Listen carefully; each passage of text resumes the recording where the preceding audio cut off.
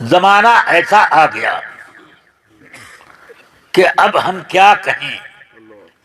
ہم اپنے اساتذہ کے لیے اپنی جان لے کر حاضر رہتے تھے. ان کی خدمت اور ان کی گرد راہ کی تعظیم کرنے میں کسر نہیں رکھتے، جس کا نتیجہ یہ ہے کہ اللہ نے ہم کو بھی کچھ عطا فرما دیا. اور اس پر وہ لوگ جنہوں نے اساتذہ اور بزرگوں کی تعظیم کو پسند نہیں کیا تو ان کو تکلیف ہوتی ہے، اور اسی لیے اب در پردہ انتقام لینے کی بات سوچی جاتی ہے. ابھی بات آپ نہیں سمجھے. آدم علیہ السلام نے ابلیس کا کیا بگاڑا تھا؟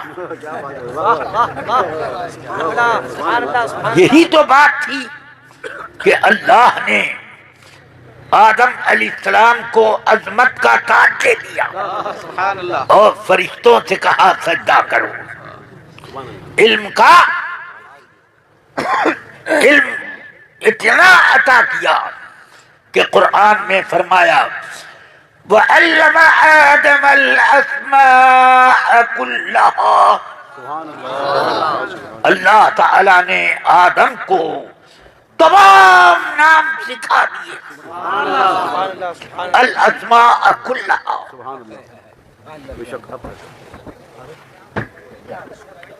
اس وقت کوئی ڈکشنری بنی تھی؟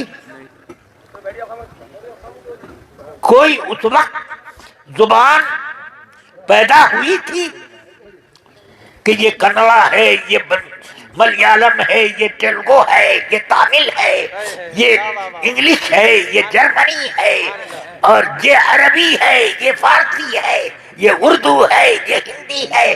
تھا اس وقت کچھ؟ مگر اللہ تبارک و تعالی نے تمام نام کسی بھی زبان کا ہو آدم علیہ السلام کو سکھا دیا، بتا دیا دیکھو یہ جل ہے، آب ہے، ماء ہے، زیلو ہے، واٹر ہے. ایک ہی چیز کے کتنے نام؟ الاسماء کلھا. سارے نام سکھا دیے.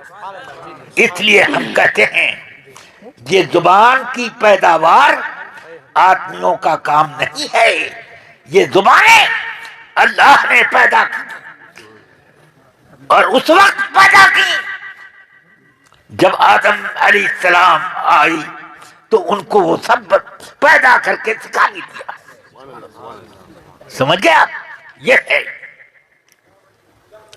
تو اب ابلیس کو تو سمجھ میں آیا کہ علم میں تو یہ بہت بلند ہو گئے، اب کیا کیا جائے؟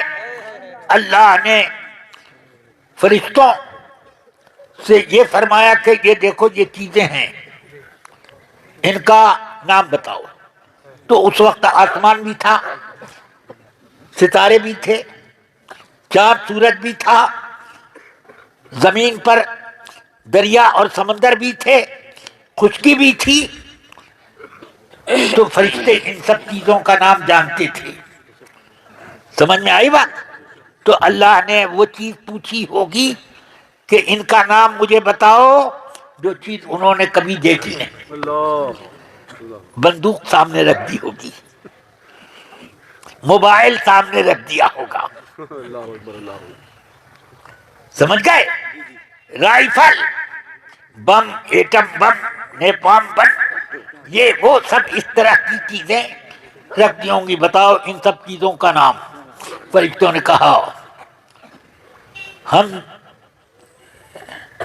سبحانک لا علم لنا الا ما علمتنا انک انت العلیم الحکیم.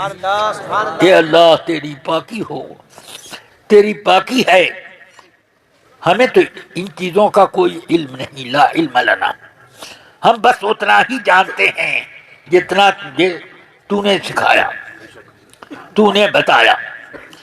اللہ تعالی نے ارشاد فرمایا یا آدم انبئہم، اے آدم ان سب کو ان چیزوں کا نام سکھا دو۔ اب آدم علیہ السلام سارے فرشتوں کے استاد ہو گئے، ان سیکھنے والوں میں ابلیس بھی تھا، اس نے بھی سیکھا، مگر شاگرد ہونے کے بعد بھی تعظیم کرنے کو تیار نہ ہوا۔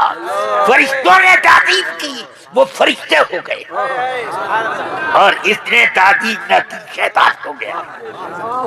سمجھ گئے؟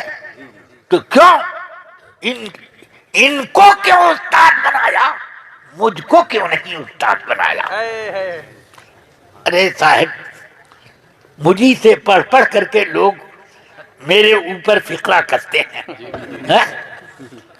کون مولوی ہے جو میرا شاگرد نہ ہو، یا میرے شاگرد کا شاگرد نہ ہو، یا شاگرد کے شاگرد کا شاگرد نہ ہو؟ ہر طرف تو ہر مدرسے میں میرے شاگرد یا شاگرد کے شاگرد گھسے ہوئے ہیں۔